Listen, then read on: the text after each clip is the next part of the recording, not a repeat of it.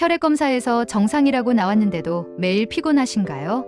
아침에 일어나도 개운하지 않고 점심 먹으면 졸리고 저녁엔 녹초가 됩니다. 병원에서는 이상 없다고 하는데 이게 정말 정상일까요? 아닙니다. 분명 원인이 있습니다.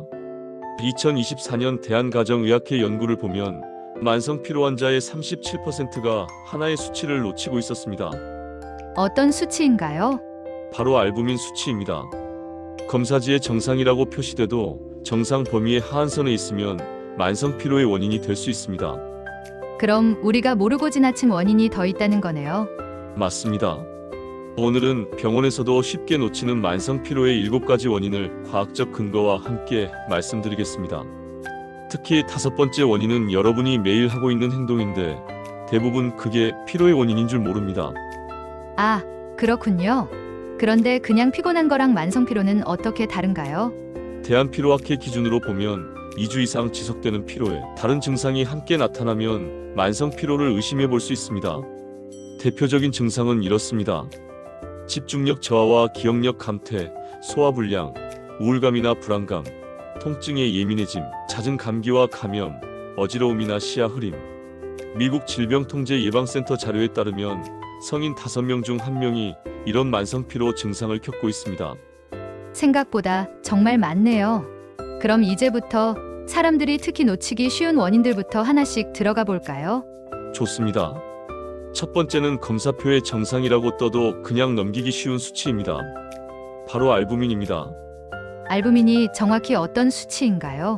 알부민은 혈액 속 단백질로 영양 상태와 간 기능을 보여주는 지표입니다. 정상 범위는 3.5에서 5.2입니다. 하지만 3.5에서 4.0 사이는 주의가 필요한 구간입니다. 2023년 서울대병원 연구에 따르면 알부민이 4.0 이하일 경우 정상 범위라도 만성 피로, 근력 저하, 면역력 감소와 연관성이 있었습니다. 그럼 검사 결과지에서 숫자를 꼭 직접 봐야겠네요. 맞습니다. 알부민이 낮아지는 가장 흔한 이유는 단백질 섭취 부족입니다. 체중 1kg당 하루 0.8에서 1g의 단백질이 필요합니다. 60kg 기준으로 보면 하루 48에서 60g 정도입니다. 계란 약 8개, 닭가슴살 200g, 두부 약 600g 정도에 해당합니다. 중요한 건 한 번에 몰아서 먹지 말고 3끼로 나눠 먹는 겁니다. 여기까지 들어도 벌써 실천 포인트가 보이네요. 그런데 많은 분들이 단백질 먹고도 여전히 피곤하다고 하시거든요. 그 다음으로 흔한 원인이 뭘까요? 두 번째는 생활 습관 쪽입니다. 피곤할수록 더 미루게 되는 그 습관이요. 혹시 운동이요? 맞습니다. 역설적이지만 과학적으로 가장 효과적인 방법입니다. 2023년 영국 스포츠의학 저널 메타 분석에 따르면 규칙적인 운동은 만성 피로를 평균 42% 감소시켰습니다. 핵심은 강한 운동이 아니라 적당한 강도의 운동입니다. 하루 20에서 40분 빠르게 걷는 정도면 충분합니다. 2024년 국내 연구에서도 하루 30분 걷기만 해도 2주 후 피로도가 유의미하게 감소했습니다. 하루 30분 걷기면 점심시간이나 퇴근 후에 현실적으로 가능하겠네요. 근데요, 선생님, 운동을 하려고 해도 몸이 금방 뻐근하고 더 피곤해지는 사람들도 있잖아요. 그런 분들은 세 번째 원인을 같이 봐야 합니다. 운동의 문제가 아니라 몸이 이미 비효율적으로 에너지를 쓰고 있을 가능성이 큽니다. 혹시 평소 자세 말씀하시는 건가요? 네, 맞습니다. 잘못된 자세는 근육이 쓸데없이 계속 일하게 만들어요. 연구에 따르면 구부정한 자세는 목과 어깨 부담을 2배 이상 늘리고 혈액순환을 30% 가까이 감소시킵니다. 해결 방법은 간단합니다.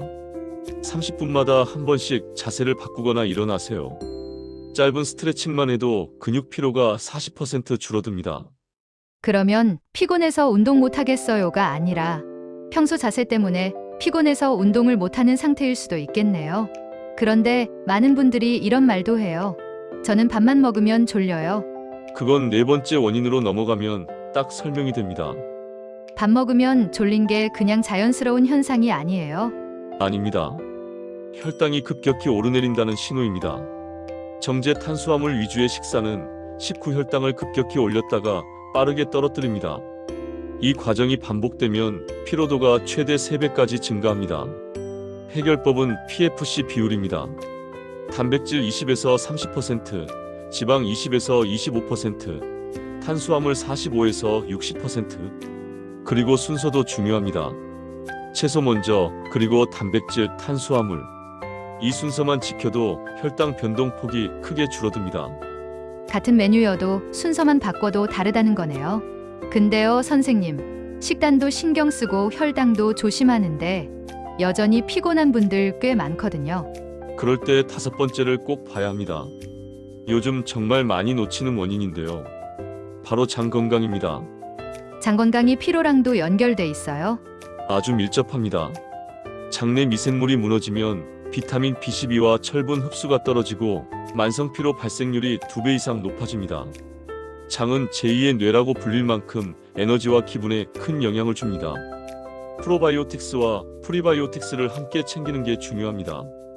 김치, 된장, 요거트, 그리고 양파, 마늘, 바나나 같은 식이섬유 식품이 큰 도움이 됩니다. 장이 흡수랑 호르몬까지 영향을 주니까 피로가 오래 갈 수밖에 없겠네요.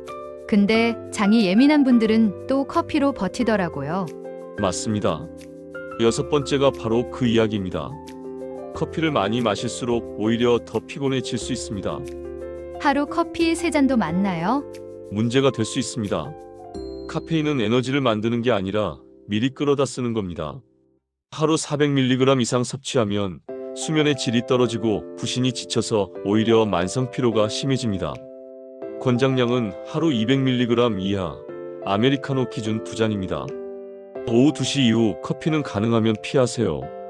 그럼 오후에 달달한 간식으로라도 버티는 분들 그건 괜찮아요. 그게 마지막 함정입니다. 7번째로 넘어가겠습니다. 단 거 먹으면 힘나는 느낌이 드는데요. 잠깐입니다. 당류는 빠르게 에너지를 주지만 곧바로 더 큰 피로를 남깁니다. 이걸 당 충돌이라고 합니다. WHO는 하루 당류 섭취를 25g 이하로 권장합니다. 간식은 견과류, 계란, 요거트처럼 혈당을 천천히 올리는 걸 선택하세요. 이제 원인은 다 봤고요. 시청자분들이 제일 궁금한 건 그래서 뭘 먼저 해야 하냐 이거거든요. 좋습니다. 지금부터는 실행편입니다. 2주만 해도 변화를 느낄 수 있는 방식으로 정리해 드릴게요. 자, 이제 뭘 하면 될지 정리해 볼까요?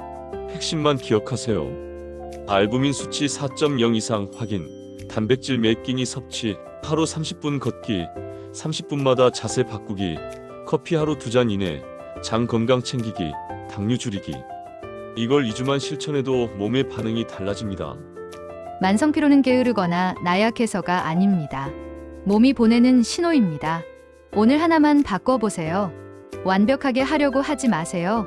일주일에 5일만 지켜도 충분합니다. 2주 후 댓글에서 여러분의 변화를 기다릴게요. 몸은 생각보다 정직합니다. 조금만 도와주면 반드시 답을 줍니다. 여러분의 회복을 건강등대가 함께하겠습니다. 같은 고민을 하는 분들에게도 이 정보가 닿을 수 있게 구독과 좋아요로 함께해 주세요. 여러분의 건강 루틴이 되어드릴게요. 감사합니다.